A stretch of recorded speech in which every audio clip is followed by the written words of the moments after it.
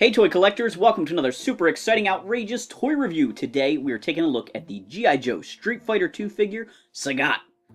Sagat was one of the bad guys, one of the bosses, if you will, from Street Fighter. Later on he became a playable character as they expanded the line, and he's one of the few figures to really get the deluxe treatment in the Street Fighter line. What do I mean about the deluxe treatment? Well, Sagat is made up of 100% new parts. Because he's made up of all new tooling, he's very video game accurate. Many of the other Street Fighter figures were made up of parts predominantly previously released as other characters. Check out how beefy this guy is. He's got these enormous pecs, bulging biceps. He's very tall. This is an incredible figure and definitely makes you think of that imposing guy from the game. Here's Sagat standing alongside Ryu. You can see he is considerably taller. His shoulders are much higher. And if Ryu didn't have such a big head, I think Sagat would look even taller. Sagat has a really great face sculpt with a lot of emotion and a lot of detail sculpted into it. He does have his eye patch, which is typical for the character. I do feel a little bit like he looks like he has no neck. They gave the figure really high shoulders here, which helps heighten the character a little bit, but the neck was not extended enough to really take full advantage of that.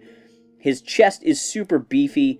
He's got his belly button sculpted in and all these musculature, and then this really nasty scar on his chest, which is an important part of the backstory of the character from the original Street Fighter game.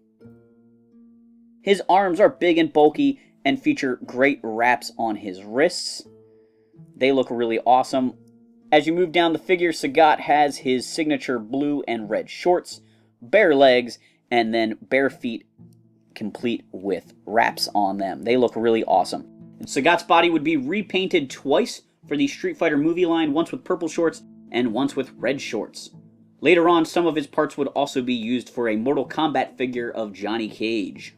To go along with the short neck and the heightening of his shoulders, I do feel like his arms kind of look a little bit odd, the way they go into his torso here. This was a problem on a few other Ninja Force characters, like Ninja Force Snake Eyes, which is where this gimmick kind of gets its inspiration and probably its engineering from.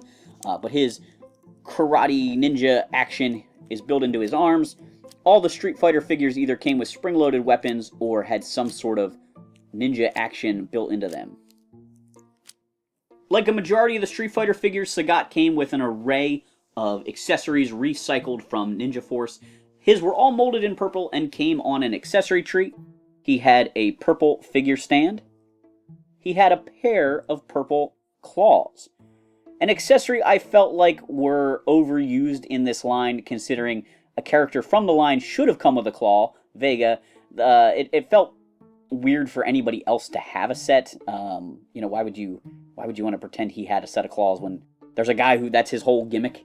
He came with a big scimitar. He came with a medium sword with a wide blade, as well as a longer sword with a thin blade. He came with a very cool looking knife, and a pair of purple nunchucks made out of a slightly flexible plastic, just like all the rest, but that works out really nicely for the Ninja Force and Street Fighter characters to be able to use these and not have them wear out. I'm sure a kid could break these if they were really rough with them, but I found them to be reasonably durable over the years, and you don't find a lot of broken ones like you do with the Playmates Ninja Turtles nunchucks.